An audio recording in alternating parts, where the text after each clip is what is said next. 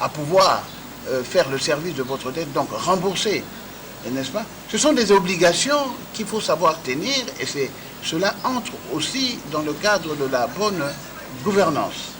Et donc ce sont des choses, et chacune de ces entreprises-là a une ressource humaine rompue à cet exercice. Il faut savoir utiliser cette ressource humaine. Moi je sais que au niveau de la SNEL, par exemple, au niveau de la direction des études, il y a des gens qui sont là, n'est-ce pas, pour étudier ces contrats, mais ils doivent être suivis. Ces contrats ne doivent pas être léonins, c'est-à-dire, à un moment donné, il y a un dirigisme d'en haut. Non, appuyez-vous sur la base qui vous donne, à partir de ce moment-là, la mouture, c'est-à-dire la moisson. N'est-ce pas, quand on vous tend un contrat, il faut donner à un brintresse qui examine ces contrats pour dire, écoutez, vous signez ou vous ne signez pas. Et vous devez suivre. Vous devez suivre les avis de vos experts. À la SNEL, certainement, il y a des experts économiques, il y a des experts financiers, il y a des experts techniques.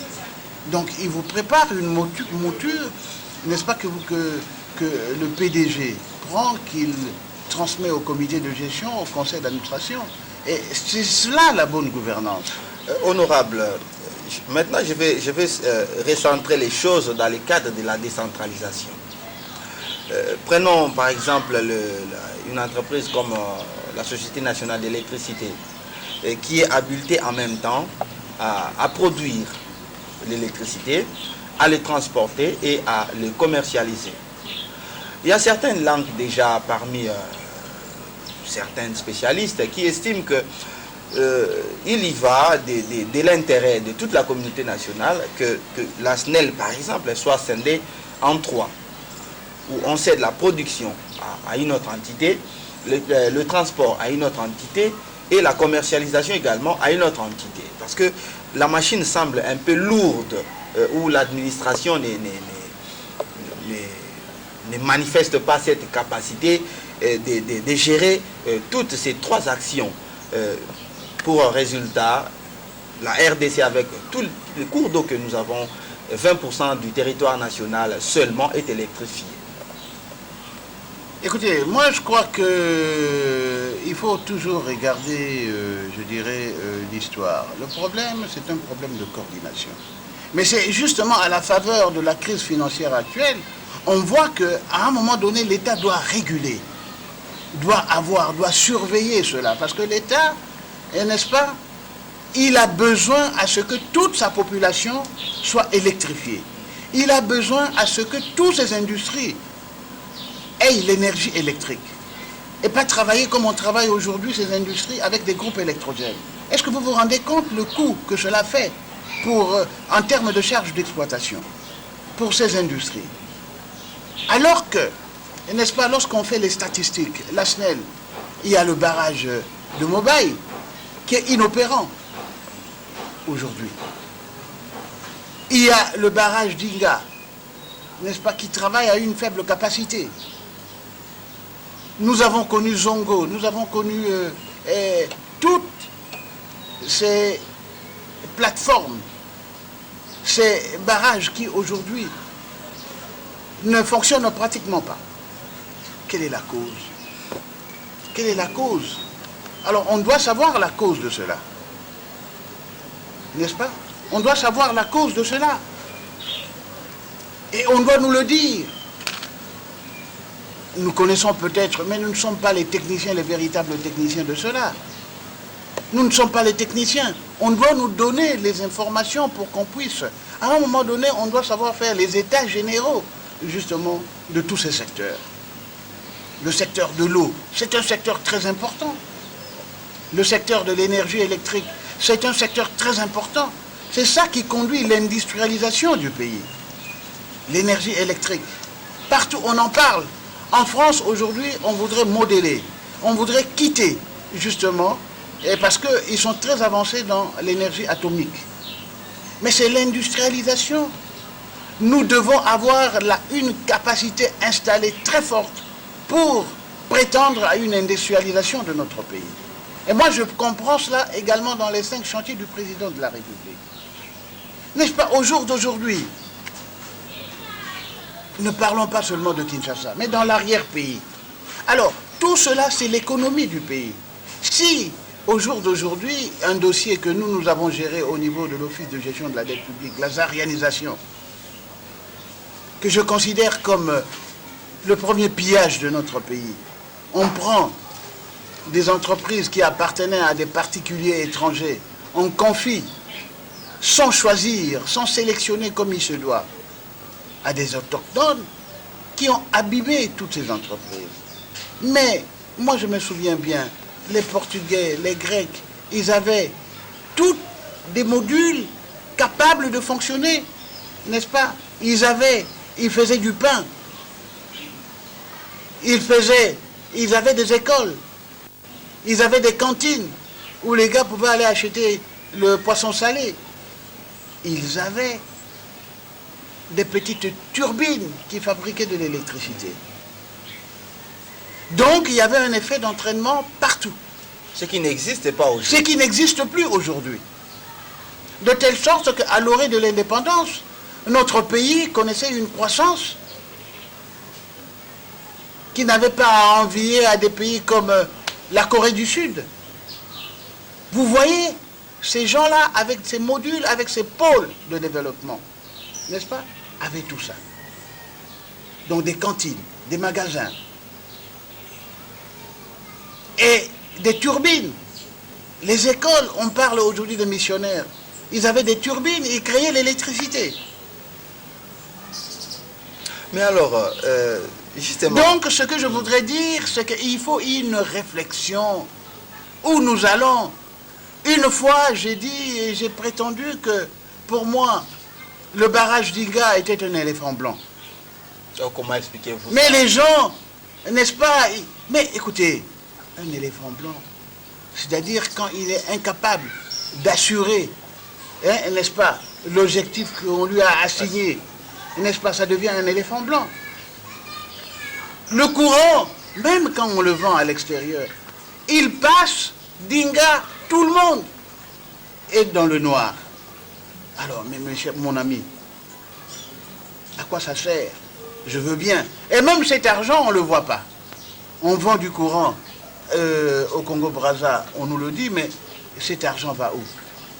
On vend du courant dans les pays d'Afrique australe. Mais nous sommes dans le noir. Alors, c'est quoi ça, cette affaire-là? Et aujourd'hui, réconditionner Inga, c'est pratiquement un financement identique au projet initial. Et que voulez-vous dire par là? Je voudrais dire qu'il faut faire très attention. En investissant de nouveau. Lorsque vous investissez, vous devez faire très attention. Parce qu'aujourd'hui, l'effort à faire, il risque d'être double. Il faut des millions de dollars pour réconditionner Inga. Pour passer d'une énergie à l'autre. Et tout cela, je en parle tout simplement, mais je ne suis pas véritablement technicien. Mais je sais que le projet, n'est-ce pas, financier, n'a pas été comme tel bien cadré en termes de financement. Et aujourd'hui, c'est pourquoi je vous dis que ce que nous remboursons, c'est plus le secteur de l'énergie qui a pris d'ailleurs une grande part, comme je vous l'ai dit, dans l'endettement de notre pays. Mais qui n'a pas produit comme qui n'a pas produit l'effet escompté. Honorable, je reviens encore à ma préoccupation de tout à l'heure sur la section de la SNEL en 3 secteurs presque. Ou carrément libéraliser les secteurs de l'électricité et ses implications négatives. Écoutez, moi je pense qu'il faut revenir à l'histoire. Il y a eu, au niveau de ce secteur, des entreprises qui ont existé ici, collectrique, cométrique, et tout cela. À un moment donné, on a dit non. Parce que la population, notre population, qui grandissait, et c'est pourquoi je parle aujourd'hui d'une ville comme Kinshasa, si hier on était peut-être à 800 000 habitants, aujourd'hui on est à 10 fois plus. Ok? Mais c'est une population née de l'exode rural qui, venant ici en ville, ne connaît pas l'emploi. C'est une population pauvre. C'est une population désœuvrée. Ce sont des chômeurs. C'est une population qui s'agglutine dans les cités satellites. Et par conséquent, payer l'électricité au coût qu'il faut, c'est difficile pour cette population. C'est un problème. Si vous voulez faire une électricité, n'est-ce pas, pour une élite, pour certaines personnes, alors là je dis oui. Pour des gens qui sont capables de payer ce service. Mais combien? Combien? C'est pourquoi ces entreprises-là, on dit que ce sont des entreprises à prix administré. C'est-à-dire, l'État doit intervenir. Sinon, les gens n'ont pas l'électricité. Parce que la pauvreté est générale. Mais oui, parce que la population là est incapable de payer l'électricité au coût qu'il faut pour que nous ayons une très bonne électricité. Alors, nous allons nous engager dans une privatisation. Mais la privatisation, pour qui et pourquoi? C'est cela le problème. Un jeu dangereux, je l'ai dit que ce que je sais, dans un pays comme le Burkina, le secteur de l'électricité est resté public. Et ça marche. Donc c'est question c'est une question de volonté politique aussi. Et c'est une question de stratégie. Tandis que au Cameroun, on essaie la privatisation.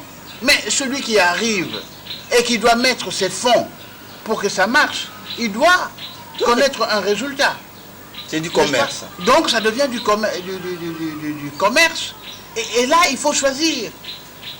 Il faut choisir. Il faut, moi, je pense, faire très attention.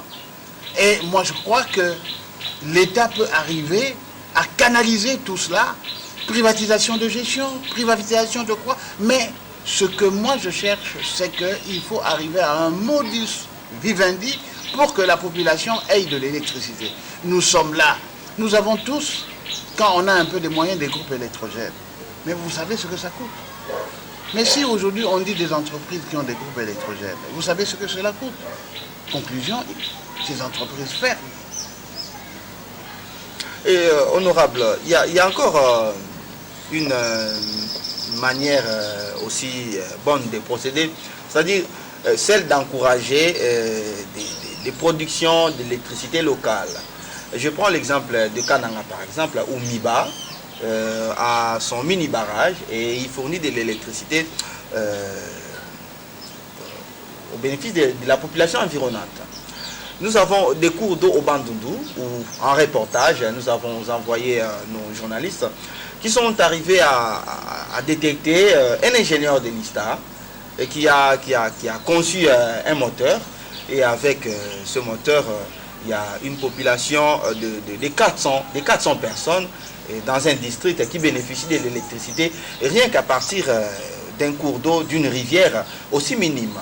C'est-à-dire, je veux dire par là qu'au-delà de la SNEL, au-delà du ministère de l'énergie ou du portefeuille, ne devait-on pas encourager à travers le ministère de l'Industrie par exemple, des compatriotes aptes qui ne demandent pas beaucoup de moyens pour mettre leur savoir au service de la population en mettant à profit par exemple ces cours d'eau.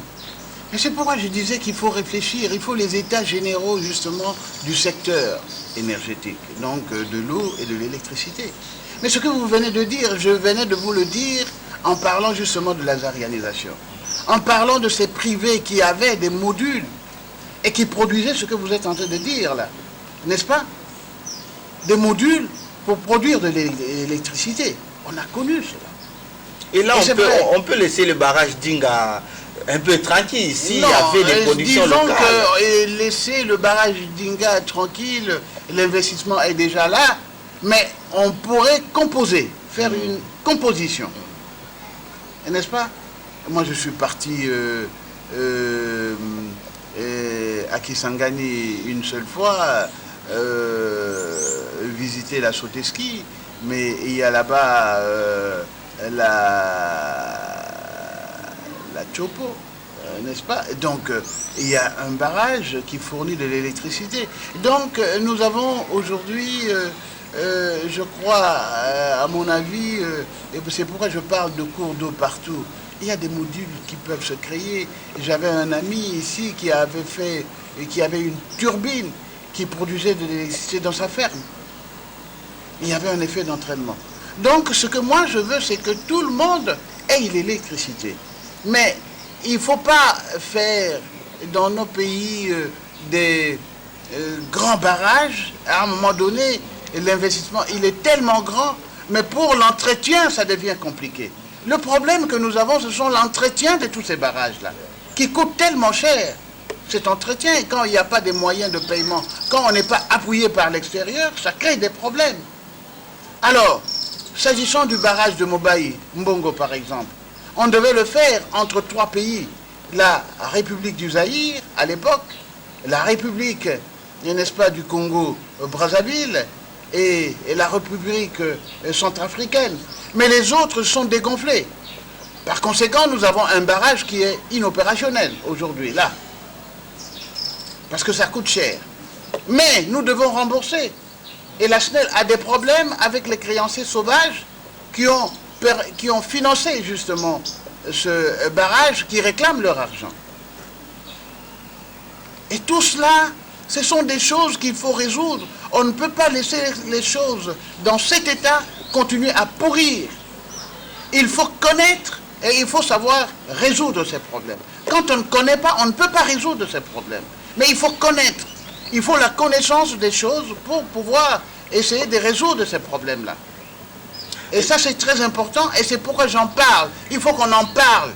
Mais quand on n'en parle pas, ça pourrit et alors c'est la décroissance. Et pour les états généraux de l'énergie que vous venez de proposer là, la crainte chez nous, c'est-à-dire ces forums, ces réunions, c'est que à la fin, ces recommandations sont placées dans des tiroirs, dans les oubliettes, sans effet d'entraînement. C'est parce qu'il n'y a pas de suivi. C'est parce que, quelque part, non, il faut créer l'État. Il faut créer l'État. Il faut qu'il y ait l'État dans notre pays. L'État, c'est comme le nom le dit, c'est un État, c'est-à-dire que c'est immuable, c'est statique, ça reste. Les hommes passent, mais l'État reste. Le général de Gaulle l'a dit, n'est-ce pas? C'est que l'État est solide. On ne joue pas avec l'État. Mais au jour d'aujourd'hui, c'est tout le monde